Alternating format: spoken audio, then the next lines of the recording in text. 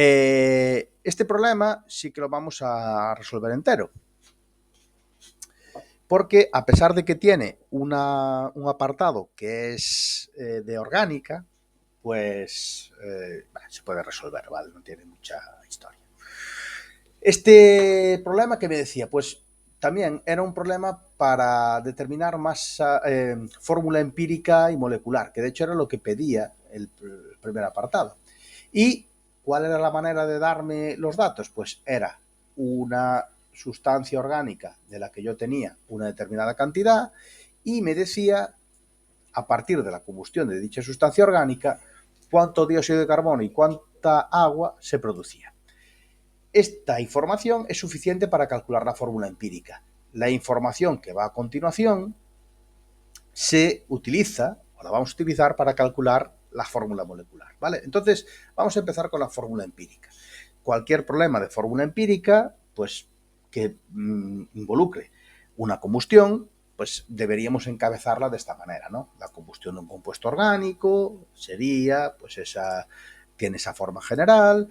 Como lo que nosotros conocemos es la cantidad de dióxido de carbono y la cantidad de agua, podemos saber cuánto carbono había en el compuesto original simplemente logrando averiguar cuánto carbono hay en el dióxido de carbono producido, porque el carbono no tiene otra escapatoria que irse al dióxido de carbono, ¿no? ¿Cómo hacemos eso? Pues lo explicamos antes, ¿no? La masa molecular del dióxido de carbono es 44 y ese 44 se obtiene como suma de dos contribuciones, 12 del carbono más 2 por 16 que es del oxígeno. Entonces, si yo quiero, a partir de una cantidad de dióxido de carbono, saber cuánto carbono hay ahí, pues planteo un factor de conversión que me permita eliminar el dióxido de carbono, los gramos de dióxido de carbono, y que haga aparecer gramos de carbono, ¿vale? Y esos huecos que me quedan aquí y que se rellenan con estos números, ¿cómo van? Pues en 44 gramos de dióxido de carbono, que es la masa molecular, 12 son la contribución del carbono. De esa manera, yo saco cuántos gramos de carbono hay en esa cantidad de compuesto. De manera análoga, se hace el cálculo con el agua. La masa molecular del agua son 18 y ese 18 se obtiene sumando 2, que es la contribución del hidrógeno, más 16, que es la contribución del oxígeno. Es decir, que en 18 gramos de agua, 2 son de hidrógeno y eso me permite disgregar de una determinada cantidad de agua cuánto es de hidrógeno y cuánto es del otro elemento. En este caso, numéricamente, me daba 0,102 gramos de hidrógeno. ¿Y cuántos gramos habrá de oxígeno? Pues lo que falta. Como en total me decía que de la sustancia orgánica había 0,785 gramos, de oxígeno habrá la diferencia, ¿no? Los 0,785 menos la cantidad que hay de carbono, menos la cantidad que hay de hidrógeno, y obtengo la cantidad de oxígeno. Una vez que yo tengo las cantidades, que son estas tres que veis aquí, carbono, hidrógeno y oxígeno, yo me pongo a desarrollar el proceso que vimos con anterioridad. Es decir, el proceso que supone, primero, la cantidad en gramos que hay de cada una de estas sustancias, dividirla entre el peso atómico de ese átomo, que es lo que tenéis en esta parte de aquí hasta aquí. Y una vez que tengo hecho eso, selecciono la menor de las tres y divido todas las cantidades entre esa, ¿vale? De tal manera que si hacíais ese cálculo, daba un subíndice 2 para el carbono, un subíndice 6 para el hidrógeno y un subíndice 1 para el oxígeno, y aquí no había que hacer ninguna aproximación ni multiplicar por nada porque ya me daban números que se podían aproximar a un entero. Esto nos permitía afirmar que la fórmula empírica del compuesto era C2H6O. Y ahora, el paso siguiente, pues es la molecular. ¿Cómo calculamos la fórmula molecular? Bueno, pues vamos a fijarnos en qué nos decía el problema. El dato que me daba el problema para que yo calculara la fórmula molecular era esto. Además ya me decía que era para determinar la masa molecular. Que se vaporizaban 0,206 gramos de este compuesto, que ocupaban 108 centímetros cúbicos recogidos sobre agua a en unas determinadas condiciones de presión y temperatura, y que la presión de vapor de agua a esa temperatura eran 11,8 milímetros de mercurio.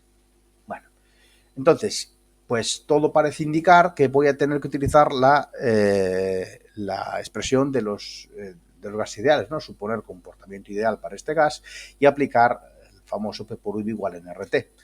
Vale, pero en ese P por V igual en RT, la masa molecular está ahí oculta, ¿vale? ¿Cómo? Pues el número de moles se puede expresar como masa en gramos entre masa molecular.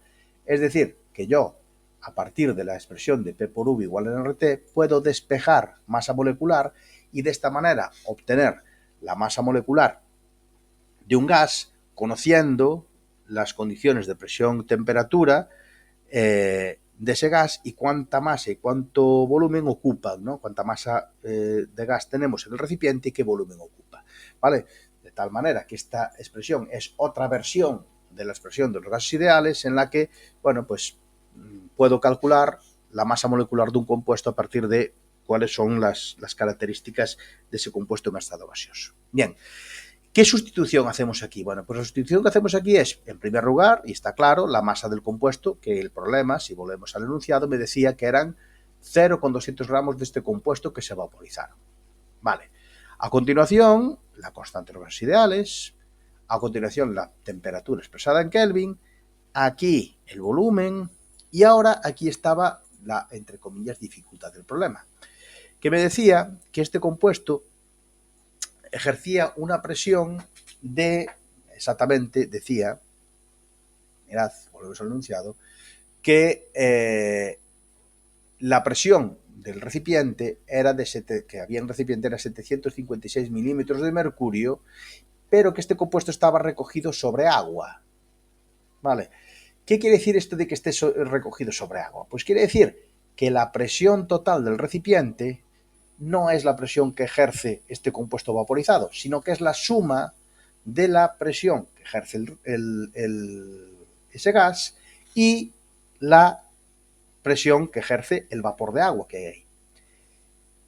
¿Eso qué quiere decir entonces a efectos de aplicar la fórmula de los gases ideales? Pues que cuando yo sustituyo aquí presión, no tengo que sustituir esos 756 milímetros de mercurio, que es la presión total del recipiente. Tengo que sustituir la presión que ejerce solo ese compuesto al que le estoy calculando la masa molecular. Y como dijimos, vale, en el recipiente lo que hay es ese compuesto orgánico vaporizado y vapor de agua.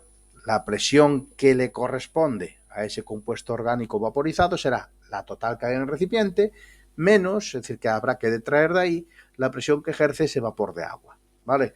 Este 760 viene de transformar en atmósferas, ¿vale? Porque es la unidad en la que tengo que poner eso en función de haber puesto el 0,082 para la constante de gases ideales. De esta manera se obtenía una masa molecular del compuesto de 45,8 gramos por mol. ¿Y esto para qué me vale? Pues me valía para el cálculo de esa n, ¿vale? Del número de veces que la fórmula empírica estaba contenida en la fórmula molecular. Y ese n se calculaba dividiendo la masa molecular del compuesto, que se calculaba en base a esos datos que me daban del compuesto vaporizado, entre la masa molecular de la fórmula empírica, que una vez calculada la fórmula empírica es tan inmediato como pues, hacer la masa molecular de una determinada fórmula de un compuesto orgánico. Total, que esto daba 1 y entonces la fórmula empírica y la fórmula molecular coinciden para este compuesto. Vale, ahora venía ese segundo apartado de determinar qué compuesto es este. ¿Vale? Es decir, yo tengo un compuesto formado por carbono, hidrógeno y oxígeno que responde a esta fórmula. ¿Y ahora qué demonios es esto? ¿Es un aldehído? ¿Es una acetona? ¿Es un ácido? ¿Es un éter? ¿Es un éster? ¿Es un alcohol? ¿Qué es? Vale, pues entonces, en eso consistía el siguiente apartado. El siguiente apartado me decía, formule y nombre dos sustancias con la fórmula molecular igual a la obtenida en el apartado anterior y razone el tipo de isomería que se da entre ellas. ¿Vale? Bueno, pues vamos allá. Lo primero que vamos a hacer es, cuando yo tengo un compuesto que está formado por carbono, hidrógeno y oxígeno, voy a determinar cuántos enlaces dobles hay, o enlaces múltiples. Para determinar el número de enlaces dobles que yo tengo en un compuesto formado por carbono, hidrógeno y oxígeno, yo puedo aplicar esta fórmula de aquí, es decir, 2 por el número de carbonos menos número de hidrógenos más número de oxígenos partido por 2. De tal manera que particularizado para este compuesto, que si recordáis era C2H6O, esto da 0, ¿vale? Es decir, que este compuesto no tiene enlaces múltiples, no tiene dobles enlaces. Eso ya me da muchísima información, porque me permite descartar aldehídos, ¿vale? Los aldehídos, recordad que era un grupo funcional que tenía un doble enlace con el oxígeno, cetonas, que también requiere de la existencia de un doble enlace, ácidos, que también tienen dobles enlaces, y ésteres, que también tienen dobles enlaces. Entonces, de los compuestos oxigenados, solo reduzco las posibilidades a éteres y alcoholes de 2 carbonos. Y esto, pues claro, reduce el abanico de una manera drástica, ¿no? ¿Cuáles son los dos únicos compuestos que puedo formar con 2 carbonos y que sean un éter y un alcohol? Pues el etanol y el dimetil éter, ¿vale? Cuando preguntan así, formula 2 sustancias con la fórmula obtenida, vale, es que las posibilidades son muy reducidas, ¿vale? Entonces, los dos compuestos orgánicos que se ajustan a esa fórmula molecular y que tienen, o que, mejor dicho, no tienen ningún enlace múltiple, son esos dos, ¿vale? El alcohol etílico y el éter metílico dimetiléter, ¿vale? Fijaros, C2H6O en ambos casos, ¿vale? ¿Qué tipo de isomería presentan entre ellos? Bueno, pues presentan isomería de función, ¿vale? Entonces son dos compuestos isómeros y que presentan isomería de función.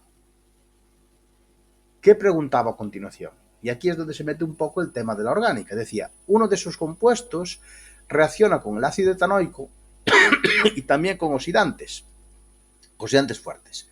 Escriban las reacciones y nombren los compuestos resultantes. Entonces aquí es donde yo os decía, aquí hace falta tener unas ciertas nociones o recordar así a grandes rasgos algunas de las cosas que se estudian en orgánica, ¿no? Y una de ellas es la que yo os pongo aquí, que es esta, ¿no? Que un éter no reacciona de forma significativa con el ácido etanoico bajo condiciones normales, ya que los éteres son compuestos muy inertes, ¿vale? Y por otro lado, otra de las cosas de orgánica que hay que saber aquí es que la reacción de esterificación ocurre cuando reacciona un ácido carboxílico, como es el caso del ácido etanoico, y un alcohol para formar éster y agua, ¿vale? Entonces, que la reacción entre éter y ácido, pues no es una reacción que se vaya a producir. Es decir, que cuando aquí en el enunciado a mí me hablan de que reacciona, dice, uno de esos compuestos reacciona con el ácido etanoico. ¿Uno de cuáles? Uno de los dos que determiné yo que tenían isomería de función, ¿no? Es decir, o bien este reaccionan con el ácido etanoico. Y en el párrafo ese que yo os puse a continuación, yo os decía, los éteres no reaccionan de manera significativa con los ácidos, los alcoholes sí, ¿vale? De hecho, la reacción entre un ácido y un alcohol es la llamada en orgánica reacciones de esterificación que dan lugar a un éster y como producto secundario una molécula de agua, ¿vale? Entonces, de estos dos compuestos, ¿cuál es el que reacciona con el ácido acético? El alcohol etílico, ¿vale? El éter no. Y lo que me decía el problema era, vale, una vez que determinas cuál de los dos reacciona con el ácido etanoico, escribe la reacción. Vale, ¿cómo se plantea una reacción de esterificación? ¿Cómo se forma un éster? Bueno, pues un éster se forma cuando un alcohol y un ácido reaccionan y dan lugar a un éster y agua. Vale, aquí os tengo un poquito más indicada cómo se produce esa reacción, ¿no? ¿Esa reacción cómo se produce? Pues esa reacción se produce cuando este hidrógeno del grupo ácido se junta con el OH del grupo, de ese grupo funcional del alcohol, ¿no? Estos dos, cuando se juntan, son los que forman la molécula de agua. Y este enganche queda libre. Y este enganche, al quedar libre, ¿para quién va? Pues va para que esta cadena de 2 carbonos se meta ahí, ¿no? Es decir, que una reacción de esterificación es una reacción en la que la molécula de agua se forma cuando se junta el OH y el H de este grupo ácido y el compuesto que se forma entonces será el etanoato ¿vale? Ese etanoato que viene de aquí, de, y lo que se enganche aquí, ¿qué es esto? De etilo, etanoato de etilo, o si lo preferís, acetato de etilo. Sabéis que los acetatos, pues viene del ácido acético, ¿no? Pero es equivalente a hablar de etanoato que a hablar de acetato, ¿vale?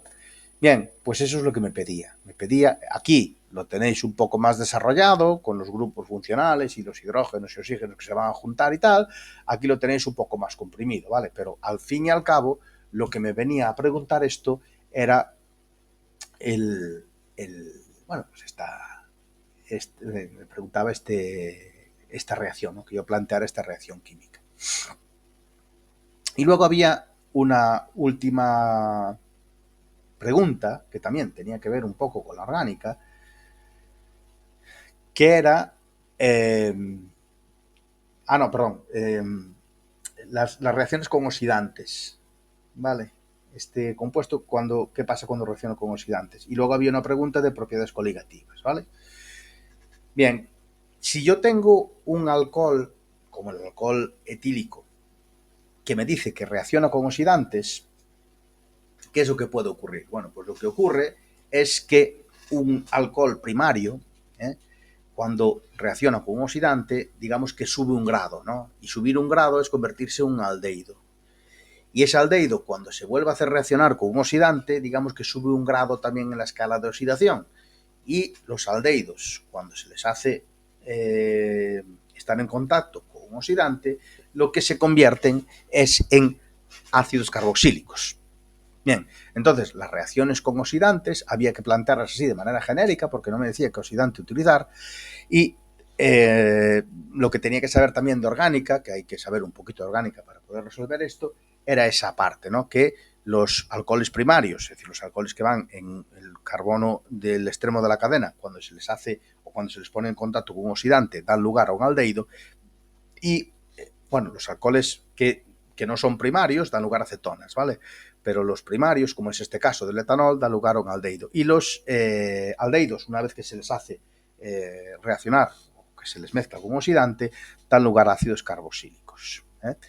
Y la última parte del problema vuelve a ser otra vez una parte relacionada con una propiedad coligativa, como visteis en el problema del principio. Entonces, veis que siempre la temática es la misma, ¿no? Es el mismo nivel de exigencia, es la misma, siempre los problemas siempre van a caer a las mismas cosas.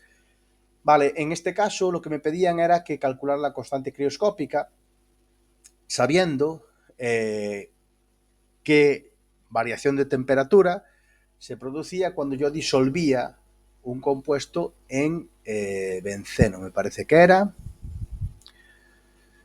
Me hablaba se disolvían 120 gramos de esta sustancia en 500 gramos de un disolvente y, no me decía qué disolvente era, precisamente me decía la constante crioscópica, claro. Entonces me decía qué cantidad de sustancia se disolvía en qué cantidad de disolvente y como consecuencia de ese proceso cuánto descendía el punto de congelación, ¿vale? Entonces, propiedades coligativas de las disoluciones, aumento de la temperatura bioscópica, disminución de la temperatura crioscópica, disminución del punto crioscópico, y esa disminución del punto crioscópico viene gobernada por esta ley de aquí. Bien, esta ley de aquí la podemos desarrollar de tal manera que la fórmula de la molalidad, que es lo que representa esta M minúscula, se puede poner de esta manera: masa de soluto entre masa molecular de soluto, ¿vale? Que son moles de soluto, entre kilogramos de disolvente. Operando aquí se puede despejar la K sub C y se llega a una expresión matemática que es esta, en donde yo conozco todo. Conozco cuánto descendió el punto crioscópico, porque me decían la temperatura de congelación desciende 9,5 grados. ¿Cuánto disolvente tengo expresado en kilos? Porque fijaros que la masa de disolvente, cuando se utiliza esta fórmula, tiene que ir en kilogramos, porque la definición de molalidad es número de moles de soluto entre kilogramos de disolvente. Entonces, esos 500 gramos de disolvente que yo utilizo para disolver los 120 gramos de la sustancia, pues resulta que tendrá que expresarse, cuando utilice esto, en kilogramos. Masa molecular del soluto, 45,8.